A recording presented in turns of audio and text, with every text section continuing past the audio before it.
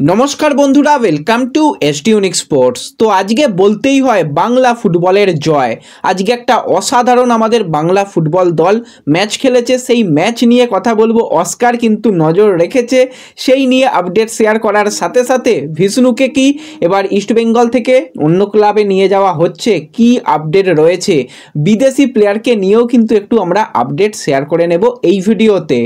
খুবই interesting video হবে, শুরু থেকে শেষ পর্যন্ত দেখো। আর ভিডিও ভালো লাগলে সকলে একটু লাইক শেয়ার করে দিও।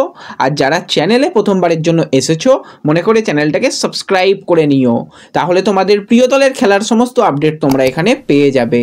তো প্রথমেই যদি আমরা কথা বলি আমাদের বাংলা দল নিয়ে, তো বাংলা দলের 2:30 থেকে ম্যাচ ছিল। তোমাদের যেরকমটা বলেছিলাম, সার্ভিসেসের বিরুদ্ধে কিন্তু আমরা নেমেছিলাম, আর এই কিছুদিন আগেই সার্ভিসেসকে কিন্তু আমরা হারিয়েছিলাম। কিন্তু সেই ম্যাচ আর আজকের ম্যাচের মধ্যে আকাশ পাতাল পার্থক্য থাকবে, সেটা কিন্তু আমরা বুঝতে পারছিলাম। আজকে আমরা 4-2 গোলে জিতেছি।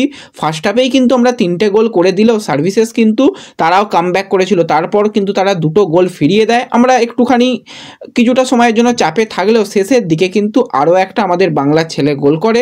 সেক্ষেত্রে সেই গোলের পর কিন্তু আমরা আজকে 4-2 গোলে ম্যাচ জিতে আমরা ফাইনালে। আর আমাদের দল নিয়ে কিছু ভাবার কোনো ব্যাপার নেই। এবার আমাদের প্রতিপক্ষ কারা হয় সেই দিকে নজর ছিল।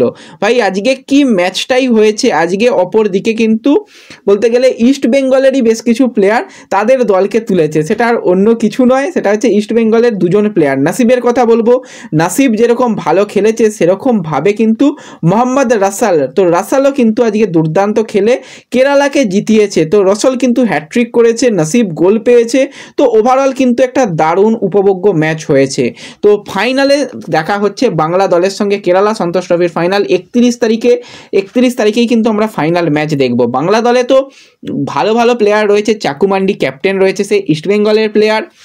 আর কেরালা দলের মানে কয়েকজন গুরুত্বপূর্ণ প্লেয়ার যেরকম নসিব রয়েছে, তারপর রসল রয়েছে, আরও কিছু প্লেয়ার রয়েছে, তারাও কিন্তু কেরালা দলের প্লেয়ার। তো মানে ইস্ট বেঙ্গলে এত কেরালার প্লেয়ার কেন কথা হয়, তারা খেলবে বাংলা দলের বিরুদ্ধে। একটা দারুণ ফাইনাল ম্যাচ হবে, ড্রিম ফাইনাল।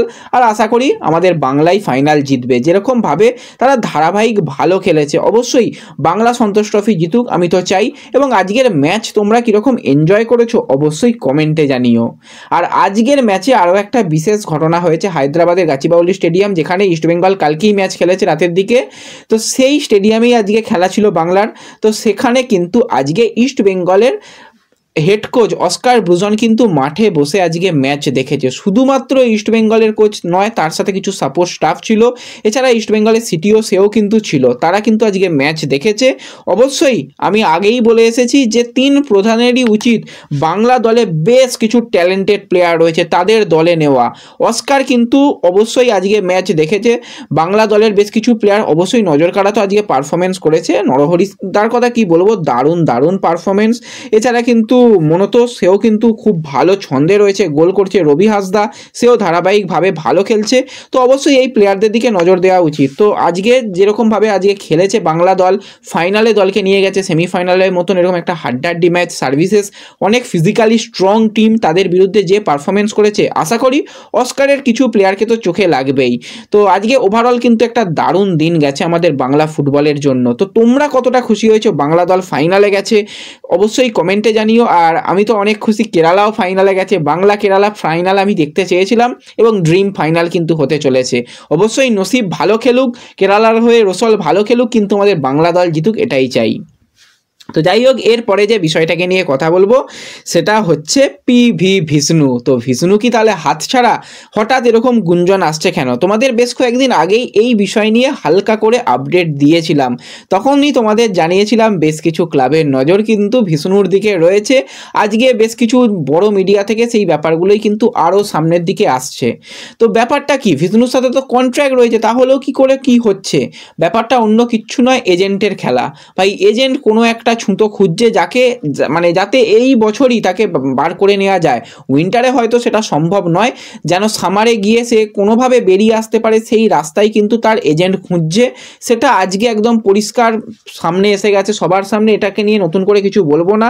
অবশ্যই খুব ট্যালেন্টেড প্লেয়ার ভিষ্ণু, এবং ভিষ্ণুর মতন প্লেয়ার যে কোনো দলের কিন্তু একদম রত্ন। তো অবশ্যই অস্কার চাইবে, ইস্টবেঙ্গল ম্যানেজমেন্ট চাইবে, এবং সর্বোপরি বিনো জর্জ সে চাইবে তাকে দলে ধরে রাখতে। বিনোর সঙ্গে অবশ্যই কথাবার্তা হয়তো ভিষ্ণু বলবে। এবার তার সাথে যদি টাকা পয়সারই ব্যাপার হয় তো অবশ্যই ভিষ্ণু যা পারফরমেন্স করছে, ভালো পারফরমেন্স হলে যে কোনো প্লেয়ারের দাম বাড়ে, সেটা স্বাভাবিক। তো সেক্ষেত্রে আগেই তোমাদের কিছুদিন আগেই জানিয়েছিলাম, অল্প কিছু টাকা পয়সা যদি বাড়িয়ে দেওয়া যায় তো ভিষ্ণু ইস্টবেঙ্গলেই খেলবে। খুব একটা মানে কন্ট্রাক্টের দিক থেকে সমস্যার ব্যাপার নেই। এবার এজেন্ট অনেক কিছু ছুতো বার করে, সেগুলো করছে। তো দেখা যাক শেষ পর্যন্ত কি হয়। এখনই মানে গেল রব, এটা তুলে নেওয়াটাও ঠিক নয়। আরেকটু অপেক্ষা করো, সামনের দিকে কিন্তু আরও বেশ কিছু ইন্টারেস্টিং ব্যাপার উঠে আসবে, সেগুলো উঠে এলে তোমাদের জানিয়ে দেব। এবার যদি ভিষ্ণু হাতছাড়াও হয়ে যায় তো খুব একটা প্রবলেমের জায়গা নেই। আরও একটা প্লেয়ারের নাম এই মুহূর্তে আমার খুব একটা মনে পড়ছে না, ডুরান্ড কাপে একটুখানি ঝলক দেখেছিলাম এবং একটা দারুণ মানে তার স্কিল দেখেছিলাম, রিজার্ভ টিমেরই প্লেয়ার, নামটা তোমরা একটু কমেন্টে জানিও। সেই প্লেয়ারও কিন্তু ভিষ্ণু 2.0। এছাড়া ইস্টবেঙ্গলের কাছে রিজার্ভ টিমে এমন অনেক প্লেয়ার রয়েছে যারা কিন্তু ভিষ্ণুর জায়গা নিতে পারে। হ্যাঁ, হয়তো ভিষ্ণু নয়, অন্য কোনো প্লেয়ার এসে সেই জায়গাটা নিতে পারে। আর বিনো জর্জ যেভাবে ইয়াং প্লেয়ারদের নিয়ে কাজ করছে, আরও সামনের দিকে আরও অনেক ভালো ট্যালেন্টকে কিন্তু তুলে আনবে, সেটা কিন্তু আমরা জানি এবং আমরা বিশ্বাস করি সেই জিনিসটা কিন্তু অবশ্যই করতে পারবে বিনো জর্জ। তো দেখা যাক, ভিষ্ণুকে নিয়ে এখনই চিন্তার মতন কোনো ব্যাপার আছে বলে তো মনে হয় না। তো দেখা যাক সামনের দিকে কিছু অসুবিধা হলে বা কিছু সুবিধা হলে সেটা জানিয়ে দেবো। তো এরপর একটুখানি কথা বলবো যে ইস্টবেঙ্গলের নতুন বিদেশি কি সিগনেচার হয়ে গেছে। দেখো, বেশ কিছু জায়গা থেকে যেরকমটা আজকে রিপোর্ট বেরিয়ে আসছে, কথাবার্তা অ্যাডভান্স লেভেলে হয়তো সিগনেচার হয়ে গেছে, কিন্তু এখনই অফিসিয়াল সিগনেচারের কথা আমরা বলছি না। তার একটাই কারণ, মেডিকেল টেস্টের কোনো রকম আমরা রিপোর্ট পাইনি। আগের বছর তোমাদের মনে থাকবে ইয়াগো ফালগে সিলভার ক্ষেত্রে ব্যাপারটাও ঠিক তাই হয়ে গিয়েছিল। অফিসিয়াল বেশ কিছু সিগনেচার হলেও তার শেষ পর্যন্ত ফিটনেস ইস্যুর জন্য তাকে আনা হয়নি। তো আমার কাছে সেরকম মেডিকেল রিপোর্ট ক্লিয়ার হয়ে গিয়ে সিগনেচার হয়েছে বলে আমার কাছে কোনো আপডেট নেই। হ্যাঁ, এটুকু আপডেট বলে দিচ্ছি যে জেক জার্ভিস, যেই দেশের প্লেয়ার, জেক জার্ভিসের বন্ধুই কিন্তু আসতে চলেছে ইস্টবেঙ্গলে, এরকমটা শোনা যাচ্ছে। কিন্তু এখনও পর্যন্ত আমি বলবো অফিসিয়াল সিগনেচার বা মেডিকেল টেস্ট হয়ে গেলে সেটা আরও ব্যাপারটা ক্লিয়ার হয়ে যাবে। আর আজকে সকালের দিকেই সেই প্লেয়ারকে নিয়েও হালকা করে আপডেট দিয়ে রেখেছি, তোমরা যারা ভিডিও দেখেছো সকালে জানো। তবু বলবো ভাই, একটু অপেক্ষা করো। এখনই যে একদম সিগনেচার হয়ে গেছে, আনন্দ করার সময় এই প্লেয়ার আসছে সেটা বলার সময় আসেনি। কারণ ইয়াগো ফালগে সিলভার কথাটা একটু ভেবে দেখো, আগের বছর উইন্টারে ঠিক একই কাণ্ড হয়েছিল। তো অবশ্যই মেডিকেল টেস্ট ক্লিয়ার করে যদি সিগনেচার করায় কোনো প্লেয়ারকে এবং সেটা যদি অফিসিয়াল কালকেও হয়ে যায় তো অবশ্যই সেটা তোমরা দেখতে পারবে। তারপর সেই প্লেয়ারকে নিয়ে আরও আলোচনা করা যাবে। তো অবশ্যই ইস্টবেঙ্গলের সেন্টার ফরওয়ার্ডের দিকে একটু ঝুঁকেছে, কেন ঝুঁকেছে জানি না, কিন্তু একজন অ্যাটাকার দরকার ছিল। অ্যাটাকার ছাড়া ভাই এই দল সামনের দিকে অনেক সমস্যায় পড়তে হবে। পরিষ্কার বোঝা যাচ্ছে ক্লেটন কোনোভাবেই অ্যাটাকিং মিডিও পজিশানে নিজেকে বেশি দিন টানতে পারবে না। সামনে এখনও অনেক ম্যাচ বাকি রয়েছে, এই তো সবে মনে হয় 13টা ম্যাচ হয়েছে, এখনও সামনে 10টা মতন ম্যাচ রয়েছে। তো সেক্ষেত্রে অবশ্যই একজন পারফেক্ট অ্যাটাকার দরকার। তো দেখা যাক কী করে ম্যানেজমেন্ট, সেই দিকেও আমাদের নজর থাকবে। তো ব্যাস, এই ভিডিওতে এই কয়েকটাই ছোট্ট আপডেট শেয়ার করার ছিল। ভিডিও ভালো লাগলে লাইক শেয়ার করে দিও, চ্যানেলে প্রথমবারের জন্য এলে চ্যানেল সাবস্ক্রাইব করে নিও। তো দেখা হচ্ছে পরবর্তী ভিডিওতে, ধন্যবাদ।